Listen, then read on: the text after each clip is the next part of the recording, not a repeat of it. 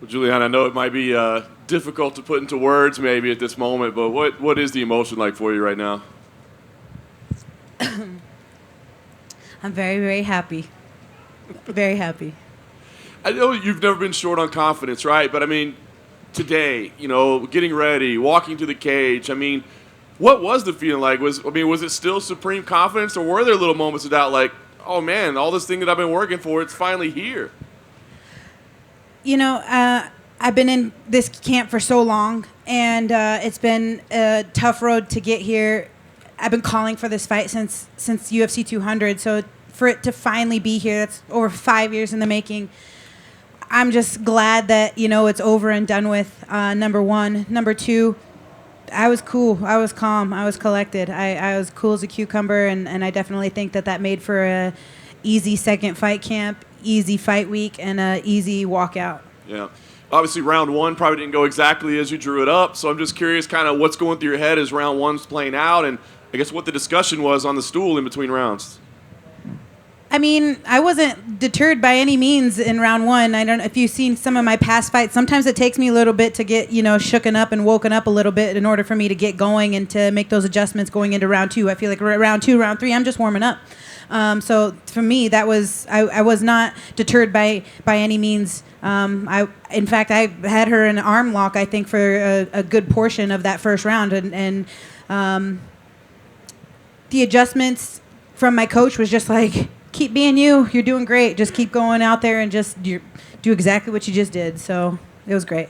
So round two, you start having success, but you take the damage to your eye, obviously. That's kind of causing issues. But at some point, it looked like you just said, we're throwing down, right? Which I don't think any of us thought was the way you were going to win this fight, right? So what's going through your head? You said, yeah, you know what? I'll just stand and we'll just start throwing bombs at each other. Yeah, I mean, everybody thinks that I am just only versed on the ground or that I'm just a ground person, but in mixed martial arts, you have to be versed everywhere, and I'm confident on the feet, I'm confident in the clinch, and I'm confident on the ground. Wherever the fight goes, I'm comfortable. It's not that I have one specific specialty. I like to go wherever the fight takes me, and I just kind of let the fight take place however it does naturally. Nice. And you got to the back. Did you know the choke was there? I mean, was it difficult to work in, or did you know, like, I've got it right now? I saw her leaking from her nose a little bit, and I put the choke on, but I wasn't sure. I didn't realize that she tapped. I remember when I took her down, I thought, man, I wish somebody could tell me how much time I have left in the round, because I didn't know how much time was left. And then after that, the ref picked me up, and they threw me in the corner, and I think it was either the commissioner or the ref, and I said, what happened? He said, it's over. You're done. Congratulations. I was like, oh, gee, I didn't even know. So is that when the moment the elation sets in, I guess? That's only when you know? Yeah, Amanda's been such a great champion, and she's done a ton for the sport. So for me to be able to take out, arguably the greatest of all time, was something and is something that is still sinking in right now. Nice. Last thing I'll ask, I think you said going in, like a rematch. Dana was here and said if she wants the rematch, but we've got to see what she wants. Do you believe a rematch should be next? Do you want it to be next? And if so, how soon do you want to fight? How much time do you want to take to enjoy this? We could do it next week. I'm free next month. 2 months from now, whenever they want to do it, I'm ready. No, in all fairness, I've been in camp for a year. I really think that my daughter deserves some deserved mommy time, a little vacation. After that, definitely, if she wants to do a rematch, we can do a rematch. I've always been a company girl. I've always been whatever they usually, point me in the direction, and I'll go there. You point, I shoot. So whatever they want to do, we'll talk about that later. I just want to enjoy the moment right now.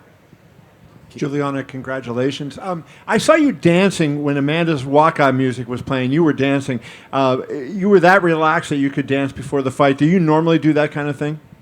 I love music. Music is 1,000% in my blood. It's something that I love and I enjoy quite a bit. So to know, actually, I was expecting her to walk out to a song that I asked Heidi Dean to play for me one time, and she was like, "We can't play that song. That's the champ song." I said, "No, that's my song."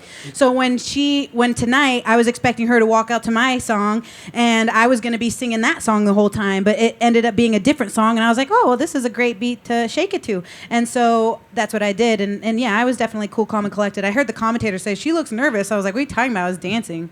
Yeah, no, I saw that. The question, like I said to Dana even before the fight, I was asking him about your confidence, and I said, if she said, hey, Amanda has this weakness or that weakness as a fighter, you could see it. But like you're saying, she's ducking you, and she had fought the Cyborg and everybody else, all the best of the best of the best. So can you explain like what you saw that made you think she was ducking you, given all the terrific fighters she fought? Sure, I would love to tell you guys the story. At UFC 200, when the T-Mobile Arena very first opened up, me and Kat were the first girls on the card, and I beat Kat. When Amanda fought Misha, I sat cage side and I said, I want that fight. When she became champion, she came here and sat before you guys, and you guys asked her, who's next? And she said, I think Julianna Pena. And I'm like, that's great. That's my fight. I want that fight. I called for it at the cage. So I'm expecting to fight Amanda. Well, Ronda Rousey just got knocked out by Holly Holm, and she got to cut the line. And instead of Amanda fighting me, she took a fight with Ronda. And I'm like, that's not fair. But, you know, it's MMA. So she took the fight with Ronda. Somewhere along the line, I got pregnant. I came back from pregnancy. I beat former world champion Nico Montano, and I called for that fight and against the champ. And it didn't end up happening. Then I fought Jermaine Durandiman, and her camp was over there in Abu Dhabi saying, she is watching very closely. She does not want to fight you. This is the rumor that I'm hearing. And it's from her camp. And so I'm like, I know she doesn't want to fight me. So when I lost to Jermaine Durandiman, she tweeted out, you haven't even made yourself worthy for me, da-da-da-da-da. And I'm like, man, I had that fight. It was a bad night for me. I turned around, I stayed active, and I got that win against Sarah McMahon. Now, in between beating Sarah McMahon and taking this fight with Amanda, I was offered the Ultimate Fighter to coach alongside Amanda Nunes. And I said, yes, absolutely, I will do that. Well, we got to wait for Amanda. We're waiting for her to do all this. She has a farm. She's going to go back to Brazil to tend to her farm. And we don't know if she's going to do it yet. So I'm like, okay, she's not going to Brazil. I can see her wife is having a fight against Mackenzie Dern. She is not in Brazil. It's not like she's going to go take her baby by herself to Brazil.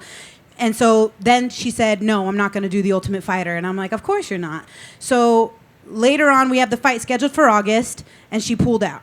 Now, back in, I think, May, she said she had COVID, and it was reported Amanda Nunes has COVID. So now, coming August, she has COVID again, and I'm just like, okay, I'm not trying to downplay the COVID thing, but it was just weird timing. And not only that, once again, I hear from a rumor from somebody in their camp. They say, she hasn't even been training. She hasn't even showed up at the gym this entire time. So I remember I ran into Dan Lambert over in Houston, and I said, I know that she hasn't been training. Somebody in your team says she hasn't even been training. He said, no, she has been training. She's been training. And so that next Sunday, that was a Saturday, Sunday morning, I see Amanda posting that she's in the gym, and now she's training for the fight. And now we're here in December, and she made it. And honestly, you know, no disrespect, but the whole time I'm thinking something is going to happen and she's not going to make it. Something's going to happen. She's going to, you know, because she pulled out with Valentina, I think the night of the fight, and she pulled out with me the week of the fight. So I was like, yes, I'm going to show up in December, but if Amanda does show up or not, that's going to be the question. And that's the only thing that I was, you know, worried about. Let me just ask you one final question, and maybe a little bit crazy, but she has 2 belts, right? So now if there is a rematch, you're a big girl, and you know, Kayla Harrison's also around. That would be a big money fight if you beat Amanda at 45. Would you consider, under any circumstances, fighting her the second time at 45 so that maybe you would be a champ? I think that there's some rematches that I want to do. I would like to go down and rematch Valentina Shevchenko. I would love to get that rematch against Jermaine Durandiman. I would love a rematch if that's what she wants against Amanda Nunes. Those are the rematches that I have in my peripheral. And with that being said, you know, right now I just kind of want to soak it all in and enjoy this moment of becoming the champion tonight. Thank you. Julianna, right here. Hi. Congratulations, champ. Thanks, Sean. So just looking back from the beginning to this, I mean, 2014, you blow out every ligament basically in your knee, and then you have the break in 2018, and just this whole journey, all the ups and downs. Can you put into words really what this means at this point to have shown so many people, proved all the doubters wrongs, and just really get to this moment? I mean, for me, I got nothing to prove. You know, I got nothing to prove. Everybody was sleeping on me, and I shook up the world, and I did what I said that I was going to do. But at the end of the day, I'm not surprised. You know, I know that I have big, huge will and determination, and I've been saying it all week long. The world is your oyster. You can literally do anything that you want in this life. You have the ability to do anything that you want in this life. I've been through the wash. I have literally been through the wash. I have done it all. I'm talking torn everything that you can possibly think of, ran over by cars, hit by dudes in the alleys. I've done it all. Nothing was going to stop me from getting this belt. This has been 13 years grinding, and it's finally come to fruition, and it's my time. Did you feel like she underestimated you, that she was taking you lightly this whole week? I mean, she's said many times that I couldn't make myself worthy as a champion for her, when I was trying to answer my question at the press conference and she cut me off and she was talking about, my best friend and look what I did to her. And, she was just saying all sorts of stuff. And so, I mean, I'm not surprised. I was ready for everything. And I just really want to thank my team and my family. And I wouldn't be here without them. Last one from me. I mean, the full circle nature of this. Obviously, Misha was your mentor in the beginning. Amanda took the belt from Misha, kept it this whole entire time, and now you take it from Amanda. That circle of that. I mean, what does that seem like to you? It just seems like it was my time. There were so many signs leading up to this moment. There were so many times in my life, not only signs but dreams of myself and dreams of others. And I'm really weirdly into that kind of stuff, a spiritual thing. I have a very strong faith in God, and that is something that kept me strong mentally, physically, and emotionally to get to this point, especially having to go through another fight camp. And I just really think that it's a surreal moment, but it's absolutely my time, and I'm not surprised. I'm really not. Congrats. Julianna, Thank you. in the middle over here. Dana was telling us the story about what happened with Michael Chiesa. Just curious if you saw him come try to celebrate with you. Yes. Mike and me started within 1 week of each other in the gym, and we have been grinding with Rick in Spokane, Washington since we were babes. Literally, I was 19 years old. I started within 1 week of Mike Chiesa, and we've been grinding for 13 years together. So this is a big moment for me. It's also a big moment for Mike, and I know he was very emotional. I can't speak on anything else that happened. I'm not sure. I was uber focused on what I needed to do, but I love Michael. He knows I love him. I know he loves me, and this win is just as big for him as it is for me. And you mentioned your love for music. I'm curious what inspired the choice of Psycho by Puddle of Mud. So I think I've talked to you guys about this a few times, and I hate to bring it up. I used to be superstitious. I'm not superstitious anymore. But one time I walked out to the same song twice, and I lost the second time, so I was like, I can't walk out to the same song twice. So I used to have Dana pick my songs, but then I knew that it was like such a task, So then I just started letting Heidi pick my songs. I said, I don't want to know what the song is. I absolutely don't want to know anything. Just whatever you choose is what you choose. So literally I've pretty much walked out to a different song every single time. It's been completely random at the hands of the UFC. All right, congrats, champ. Thank you. Champ here in the back. Hi. So when you were in that intense firefight in the second round, and the ties going back and forth, you're connecting against her, she's connecting against you. Can you in any way verbalize what's going through your mind in such an intense situation? No, it's just you're on the horse. Don't get bucked off the horse. We could do this all day. I was comfortable. I was ready. I could see the change in her face, and then I could see my corners like, go. Like, all right, we're doing this. So I was very comfortable. And previously, when we were talking to Dana White, he retold the story about when he first met you, when you went up to him and said, I'm going to be fighting for you and I'm going to become a world champion. Could you sort of retell a little bit of that from your perspective and how sort of reality matched what you were thinking back then as a young fighter? Yeah, so it was about 2013. Dana had recently allowed women to fight inside the UFC, and that they were going to have their very first Ultimate Fighter house. So I came down early to help actually Misha get ready to train for Kat Zingano. And they were the tryouts for the Ultimate Fighter. And I heard rumor that he was going to be at Syndicate Gym. So I took a taxi, I went to Syndicate, and I saw him in the corner, and I walked right up to him, and I said, my name is Julianna Pena, and I'm going to win the Ultimate Fighter. And he was like, all right. And so, yeah, when I won the Ultimate Fighter, that was great. That's how the first encounter that I ever had with Dana.